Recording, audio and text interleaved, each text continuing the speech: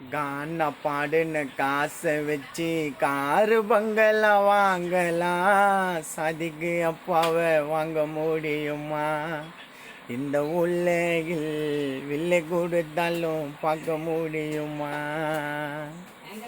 இறைவா சாதிக்கு அப்பா எதற்காக சாகணும்? பெத்த புள்ள அழுவுறம்பா சொல்லித்தானே ஆகணும். எதுக்கும் கலங்காதன்னு அடிக்கடி சொல்லுவப்பா. புள்ளைகிட்ட சொல்லாமலே அரடிக்கு போனியப்பா. 2 புள்ளைய மறந்தே அப்பா இறந்து போயிட்டேன்.